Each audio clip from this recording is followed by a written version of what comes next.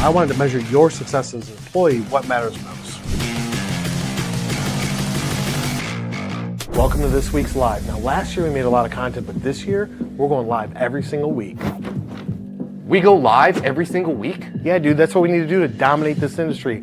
Guys, follow us on every social platform, subscribe on YouTube. Now let's get into this week's episode and head into the studio.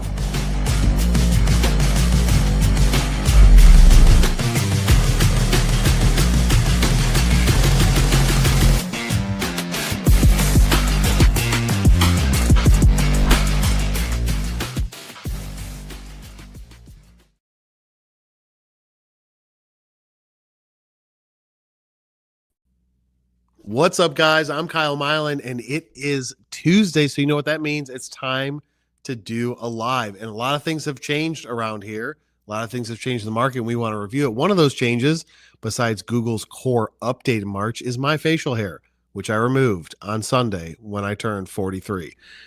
Just a little TikTok trend that I was following just to have a little bit of fun. It'll grow back. It's already been, 2 days, 3 days, and I'm already getting my beard back. So for those of you that wanted me to look like a sheriff or a state trooper, it now happens. So take this screenshot. There we go. So whether you're watching this live or on replay, I want to see your comments, want to see your engagement, questions that you have. I'm going to go through two major updates. The last Tuesday of the month, this show is marketing news. What happened this month that was major news that we want to talk about? I'll share my thoughts. And then after we take a short break, we'll come back and answer any questions live. And if people are just too busy and going about their day and don't ask any questions, that's cool too, because I have a million things to do and I can jump back into it. Those of you that are new to the content, I own a marketing agency. We do a lot of cool stuff. We do all digital services. I post a lot of content on LinkedIn. I have a YouTube channel. I would appreciate it if you would subscribe to it. We basically give away all of the secrets, the ways we do things, tips, tricks, knowledge, everything related to sales and marketing, heavy on the marketing aspect. We give it away every single week. We post it on YouTube, and we're trying to help you guys out, either those of you that are doing it yourself, tell you, teach you, and show you how to do it, or what matters most, or for those of you that are outsourcing it, hold those agencies accountable. And possibly if you say, you know what, I just want to work with this guy's team. I love his mustache. And I bet you his team is awesome. We could do that here, based out of Austin, Texas. Been around for 10 years. Lots of changes coming, especially next week that we will drop to the public. But let's get into it. You ready, Laura? Laura, the OG, is behind the mic or behind the camera today producing this. So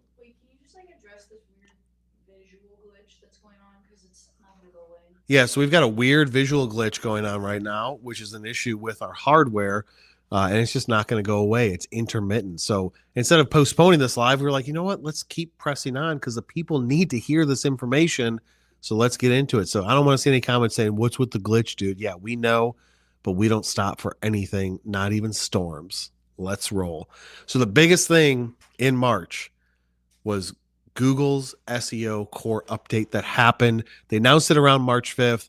What does that mean for us? What is even a core update, and what is SEO? Let's go back 3 steps. I don't care what industry you're in. I don't care what size company you are. You want to show up when people search for you, right? Everybody's the same. SEO, search engine optimization, is basically what you need to do to your website, web page, whatever it is that you're trying to get rank. What do you need to do to it to get it to show up at the top when somebody searches for it? Now, there has been a million different changes in the last 25 years since this has been around. And every single year, Google comes in and is like, you know what? I want to make the user experience better. So I'm going to make this update. And they do multiple updates a year. This was a core update in March. And the last one, I think, was November 13th or 15th when there was the previous core update. So this is the first big one, allegedly big one, that has happened so far in 2025. What are we looking at? We're looking at all of their core updates are trying to just make the user experience better. Those of you who have seen the AI summary through Gemini, you type in what's the best this, or type in a search phrase. A lot of times I would say 80-90% of the time, unless you're doing some weird Google searches, you're going to see the summary at the top. And the top is basically, that's them trying to compete with ChatGPT. ChatGPT on the other hand, is trying to turn their AI system into a search engine. So we're trying to go after Google's customers, which is pretty much the entire world. And because who searches on Bing and DuckDuckGo and all that other stuff. They're trying to go after that market and say, you know what? I want to turn ChatGPT into a search engine, give people answers, and then links to stuff that's relevant and important. That's basically what Google did with Gemini with the AI summary at the top of search results. People are like, how do I get there? How do I get there? They haven't said how you get there, but there are some ways to get there, but they're basically just pulling from the organic rankings. So any updates that happen in Google, it's going to impact, depending on the industry you're in, depending on what it is that you're doing, it's going to impact where you rank on that. Are you still going to be number 1 through 5, or did you get a massive hit and now you're on page 3, 4, 5? Now, if you don't have an agency that's tracking this, then you may not know. If you want a tool to use, just sign up for SEMrush, SEMrush. They're the best. That's what we use. We have an agency license with them. For like $99 a month, you can get an individual license. You can track all your keywords, your competitors, everything. You could do it all yourself to view it and monitor it, and then have an agency implement the changes. Or if you're small enough, just implement the changes yourself.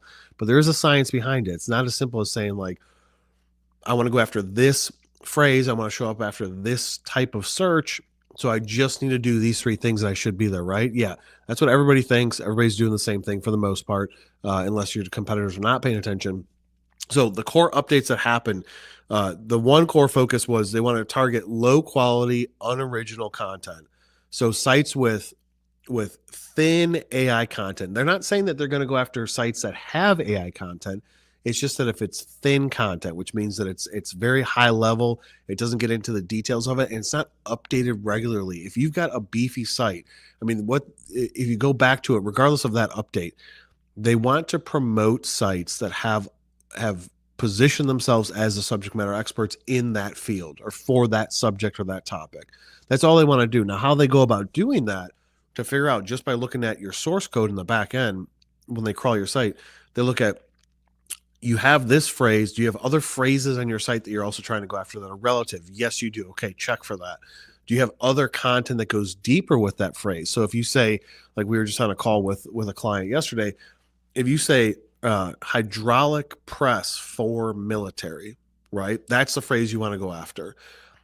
If you just have that phrase and you don't have any other phrases about servo press, hydraulic press, small tonnage, big tonnage, aerospace, military, agriculture, all these other things, you're not going to rank very high. So they're looking at it and saying, like, I can write a page with AI content for that phrase, and I can write all the pages with AI content. They're not saying that they're going to punish you for that, but they want to make sure that it's deep. It's not thin and just high level. So as you go deeper into it, they're saying, oh, you've got all of these phrases that are relevant. Check. You've got more topics that are relevant, and you go deep with the word count. It's not just 500 words, it's 1,500 words. Plus, you have blog articles that are supporting that content as well in relevant search phrases and relevant topics to it and themes. Then yes, we're going to continue to rank you. So what they're trying to do is basically remove all the garbage that you see when you Google search something. There's also regurgitated content. We saw major ranking drops. So anybody that's just grabbing something that's already been created, throwing it into an AI regenerator, regardless of the platform it is, they're not specific to anybody. They don't hate anybody like that. And then saying, take this 1,000 words, 2,000 words, and just rewrite it and put it in AI and just put that post out there. Those people that only do that saw major droppings in their update and their ranking. So the update started, it's a 2-week rollout. It started in the beginning of March. It's coming pretty much to the conclusion of it. They don't release anything that says this is what we're focusing on. This feedback is just from what people have noticed, people that are tracking sites, people that report on this and share their information, people that have seen it impact them. Now, us personally, we haven't seen any major impacts in the market that we serve or our clients in the market that they serve. Nothing major to where it's like you went from position 2 to position 20 or completely off the grid. It's part to do with it's not targeting that group and it's not trying to improve that group that drastically. And number 2, the content that's on that and the structure of it, at least for the clients that we work with, is very well thought out and very well siloed to where there's buckets of themes and whatnot to where it's not going to impact it that greatly. Some other things that happen, heavier emphasis on helpful content. So the update builds on helpful content system, rewarding expert-driven original material. Again, this is no different than what Google's always tried to do. They want to promote those that teach others and create good content. and they want to punish those that don't. So it's not really like, oh my God, that's what the change was. I got to go start helping or start creating helpful content. You should have already been doing that, especially if you've been watching my content for the last 5 years. It's all about producing content to help and teach people and stand yourself out against all the competition to show that you're the subject matter expert and that what you do is better. I don't care if you're selling a machine, a service, or Tic Tacs on the corner. You have to have something that shows that you know the market, you know the product, and what you're selling or what you're pushing is better than everybody else. It's saying not just SEO tweaks, it's a ranking shakeup. Early data showed high volatility across all sectors, with some sites seeing traffic drop by 40%. Could you imagine that? Could you imagine that the company you own or that you work for, overnight or over a 2 week period, you saw your traffic drop by 40%? That would be insane. But it's a good update because they're trying to remove garbage. But for you in that situation, you're like, oh my God, what are we going to do? So if you built your business on a house of cards, then those cards are probably going to fall come the next 30 days as these updates roll out. So if you're like, oh, I have a business where I take content and regenerate it for AI and I get subscribers and they pay me $5 a month, your stuff's going to be shaken up pretty hard. It's still focusing on the EEAT. So the EEAT, which is experience, expertise, authoritativeness, and trustworthiness. They've been doing this for, I don't know, 2 years. It's still the same, but they're just hammering down and putting that flag in the sand saying, we're still about authoritative content, original content, high value content. They've never said if it's AI, you're going to be busted. They just care about the quality of the content and the depth of it. Notable observations: affiliate sites, aggregator blogs, and AI content farms were hit the hardest. Sites updating content manually and demonstrating clear authorship and originality are performing better. Now, something with that is clear authorship and originality. I mean, I can have an AI agent create original content for me. It's learned it somehow, but everybody's learned it somehow. So I can have it create original content for me, but it's like, do I just have it do one piece or lots of pieces, and how deep does it go? So that's really the biggest update. You have to pay attention to your SEO rankings. You have to look at your competitors and where they're getting traffic from. You have to look at where you're ranking, and you have to figure out, okay, if I'm ranking, like we've got a client that's ranking number 4 for a search phrase. If we want to go from 4 and they've got paid ads that are ranking number 1 position paid ad and 3, organically they're 4. How do we go from 4 to 1? Well, it's simple. The way that I look at it is look at who's between you, 1, 2, and 3. Where are they getting their traffic from? How is their site structured? How much content do they have on that subject? They maybe only have 1 page or 2 pages, but maybe it's been out there for a little bit longer. What's their word count on those pages? So you can look at it and then develop a strategy, or you can say, hey, I don't care about what the competition's doing.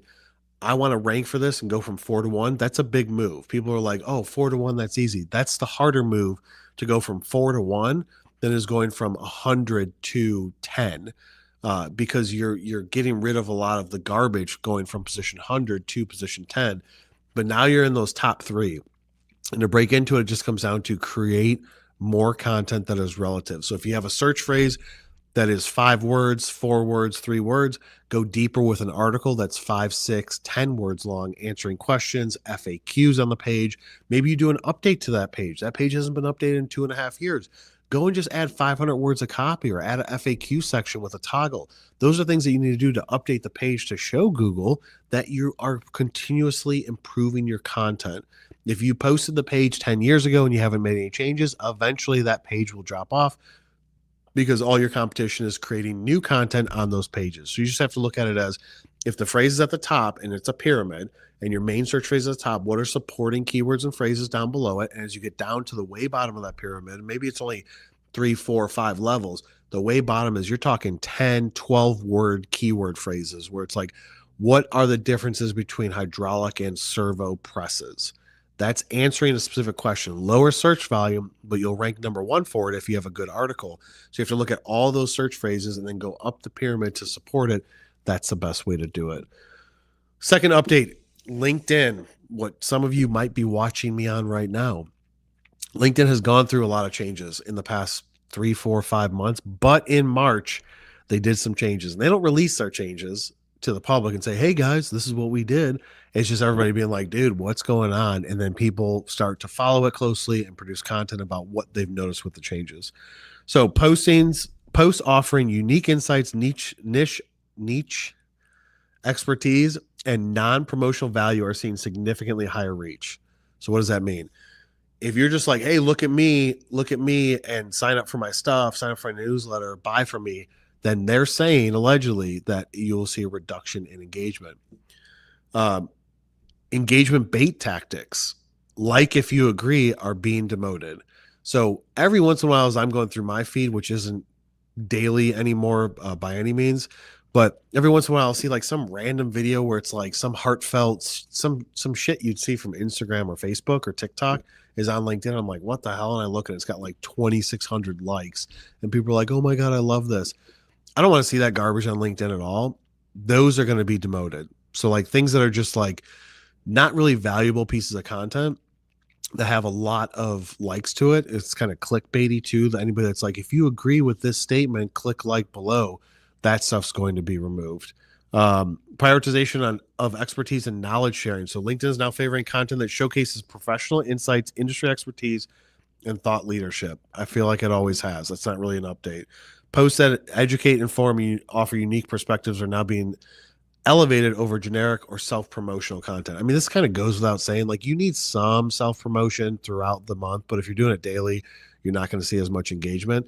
But you got to change it up. We went from posting, what was it? It was 5 times per, yeah. We went from posting 5 times per day to now we're posting 1 time per day on my personal profile. Looking at the engagement, it's showing that obviously engagement's up if there's less posts, but is my reach still the same? Am I still getting the same amount of monthly impressions with less content because I'm getting deeper with the engagement, and that's going out to more people? So that's tests that we're continuously running. On the client side, we've also done tons of tests and made some adjustments to the strategy with the frequency of posts on our clients. We were posting at a higher amount, and now based on tests that we've done and data that we've seen come back, and that's what it's all about. You have an idea, you have a theory, like all these people are saying, like it's got to be meaningful content. Don't be clickbaity. Okay, test it, and if it works for you, and you get more engagement, then great. If it doesn't work for you, then disregard it and go back to what you were doing. Reduction of clickbait and engagement bait. The comment, yes, if you agree. Increase focus on dwell time. So this is something that's a little bit different. So how long someone spends reading your post before scrolling now carries more weight. So if people stop and engage with your content for a meaningful amount of time, LinkedIn sees it as valuable. Yeah, well, no duh, right? They should always see it as valuable, but now they're saying it's more valuable than it was before. Okay, I could agree with that. And then consistency rewards. User who posts regularly on specific subjects are getting visibility boosts. The algorithm is recognizing subject matter consistency and posting those users as top experts. Maybe. I wish that they would. And just like if you go to the app, let's see if they still have it. Yeah, so there used to be, they changed this app so many times. It used to be like you can go into videos at the bottom of the app and it would just be like Instagram Reels, TikTok, etc. You just swipe and it goes through videos. Here's the thing that I hate. I love the engagement, the feature of it. What I hated about it was what I was actually seeing. None of the videos that I saw were from anybody that I follow. And I follow a lot of people and I have a lot of connections. I would love to have a feature where I can just swipe through people's videos like TikTok or like Instagram, where it's like, this is who you're following and their content, and swipe through it and engage so much faster than scrolling through text posts and image posts. I just want to see the videos because that's just what I like to consume. So I like to swipe through it, but I want to have the option to go left or right and say, these are people that I'm following or that I'm connected with, and these are people that I'm not following or connected with. I was seeing like some random influencer that has like 1 million followers on LinkedIn create a piece of content, was not relevant to me. Some boring news stuff from like MSNBC or CNN or something like that was coming through. I didn't want to see that. And so I stopped using it. And that's where I feel like it falls off. So put it in a platform or put it in a package where it's easy for me to consume and digestible, like a TikTok or a YouTube Shorts or an Instagram Reels, where I'm just swiping up, but only through people that I follow. I think people would take a lot more weight behind using LinkedIn differently and engaging with that video content. But out of all these updates with LinkedIn, it's basically they're focusing less on like just likes of posts and more about the comments and engagement, and then looking at how long are people on posts for. And before they scroll off, and what type of numbers they're seeing there. They're just going to promote you more. I have noticed in the last 45 to 60 days that people that have less followers, I'm not seeing the same high follower count people and people that have like the most engagement in my feed at the top. I'm noticing some randoms get thrown in there. Somebody that has like just posted this 6 hours ago and it's only got 2 likes, and I want to see those people because I'm connected with a lot of people, but if they're not producing content, I'm not going to see it at the top of my feed. So I liked that they've done that, and I think that they should do more of it. But I think the key with them is going to be bringing back that video feature at the bottom of the mobile app and allowing people to swipe through only their followers or only people that LinkedIn's recommending.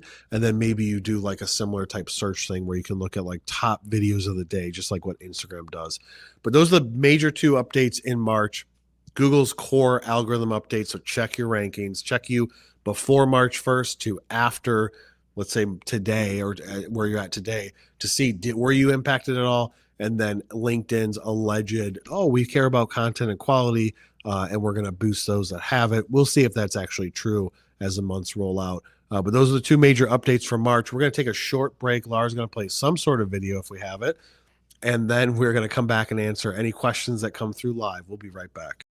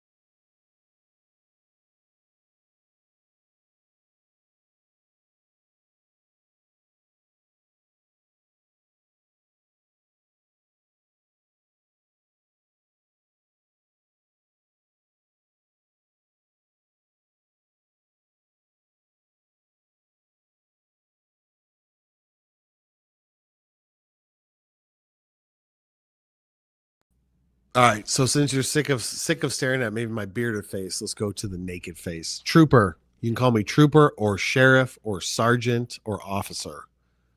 I need a cowboy hat. I need a sheriff hat right now, right? My beard's gonna be back in a week and it's just gonna be boring. So they're not gonna be able to hear me, but That's fine. Tim Drinkwater, is it better to rewrite / update a blog post or make a new post? Tim Drinkwater asks, is it better to rewrite or update a blog post? Update it or make a new one. I think that it depends on the beefiness of the content, Tim. So if you've got a piece that is already ranking high meaning go to Google Analytics, look at your top landed on pages and your most visited pages. And if this blog post is up there, then I would just update it and rewrite it.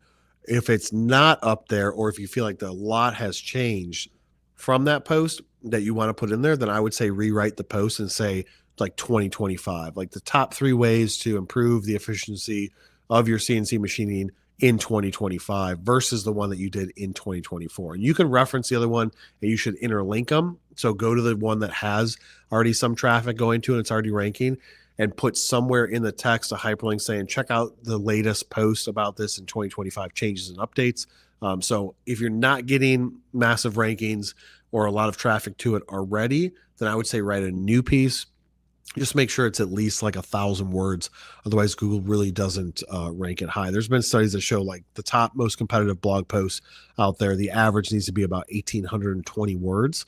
For your industry, I would say less. For content that we create for our clients, it's 1,000 to 1,500 words as a baseline, and then white papers, case studies, etc., go 2,000, 3,000 words from there. Zach Russell, what are your best tips to grow social media to drive sales in the long run? Zach, best tips for social to drive sales. So depending on the industry, find the platform. If you're industrial manufacturing, it's LinkedIn. Other platforms might be different. But the best tip is to, number one, connect with the right audience. So you get 100 connection requests a day. Send those 100 connection requests to people that are relevant. Make sure your profile's updated, et cetera, et cetera. But connect with people, engage on their posts. So as they post things, engage on it, comment, this is great, like it, share it, whatever, to show them some love. And then you have to go and create content. That's the way to get the long-term growth. That's what I've done over the last 5 years. That's how we're able to post things and get attention around them, because I'm always creating content, always sharing tips, always providing value as much as possible. And then every once in a while, I'll be like, hey, like I'm doing right now, we've got a golf outing. So those of you that are golfers out there, I'm the chairman of the Precision Metal Forming Association's Lone Star District, and we've got our annual golf outing on April 15th up in Dallas. If you guys are golfers and you want to attend, put a comment in the comment section or message Laura, or go to pma.org, Lone Star District, and look at the 415 golf outing. It's going to be awesome. We've got a ton of prizes, giveaways, raffles. Everything supports a good cause of the organization, and you get some workforce development tips. You get to support the community, support manufacturers. But come and bring a foursome, or just bring yourself. And every once in a while, I have to tug on my network and be like, hey, you're in the greater Dallas area. You're in the state of Texas. You're in outside Oklahoma. If you guys are around, and I'll reach out and message them, hey, are you around to golf? Would love for you to come and have some fun with us. Because then what happens is the money from that event goes back into the district after we pay for everything. And then we're able to do more events or tours or speakers, bring speakers in and talk to people. That's how we keep building up at least in this case, the metal forming community. What? You lost me on video or audio? Just video. Okay. Just video. I'll keep talking. So that's how we do it. So every once in a while, I have to go to my network and be like, hey, can you guys help me out? I feel like I've got enough karmic good in here. So help me out by saying, yeah, you know what? I'm going to attend this event of yours. So that's the way to do it. Connect with the right people, create content, and engage with their content, and provide value as much as possible. Tim Drinkwater says, any changes in PPC? In March, no major changes that we've seen in PPC. There are some strategies that we're implementing in the next 60 days, and I'll have to report back to you if they work better. But with PPC, you just got to be very strategic with it. And I would say the main strategy still in 25, no different than 24, is whatever search phrase you're going after, don't just send them to the homepage of your site. Ideally, like some changes that have happened in the past, is Google's very specific on ranking that page for PPC versus organic. So you can't just send it to a random page. If that random page isn't relevant to the search phrase, you're going to get a low quality score. And then Google's not going to show your ads as it is. So a lot of times you have to create, like we create all of the pages that aren't paid traffic goes to for our clients. We typically create those pages from scratch to be focused on PPC relevancy and the keyword or phrase or the theme of that campaign to drive traffic to it. So we get the highest quality score from the ad platforms, and then track all the engagement and make adjustments from there. So that's really a strategy that's been around for the last 12 months based on the changes in 2024 that Google made. But that's the way that you really want to do it. Zach Russell says, what would you recommend to spice up social media content so they seem engaging? I would say any behind the scenes or stuff that is completely opposite of what you're doing. So on my page, we've got a lot of video content like this. And if I grab my camera or grab my phone and shot a video inside of an office, that would change it up and I would get more engagement. If I was on site somewhere, took some photos instead of videos, it just has to be drastically different than what you're used to. Provide value. It's either educate or entertain. It's got to be in one of those two categories. But if you're already posting content, do something completely opposite, or do some sort of new series, right? Where it's like, I'm going to walk the streets, or next time I'm at a manufacturing plant, or next time I'm at a customer or a trade show, I'm going to ask random people these questions, something that's kind of like trendy to try and see if that gets engagement. But you really got to know your audience and what works. We track all of our stuff to where 5 posts, 5 images in a carousel or a gallery, what does that get versus a short form piece of video content that's on the run versus a studio piece of video content. We track all that, and they all, nothing really points into one specific thing that is like, that's what we need for the most engagement. It's just changing up, whether it's a video whether it's an image, whether it's a carousel, and then each one of those things, what is the image of? Is it indoors, outdoors? Is it value add? Is it more pitchy? The videos, is it the same setting? Is it you talking? Is it you showing something? That's what it all comes down to. That's all the questions we got, and it is now 12:37, so we are going to jump off and do lunch, and I'm going to get back to work. We've got a big release that's coming next week. Laura's like, are we finally doing that thing? We're finally doing that thing. Regardless of what it takes, some major breaking news is going to be coming out next week, probably on Tuesday. So stay tuned to my feed. Follow us on LinkedIn. Follow the YouTube channel, and I will see you guys on the next one.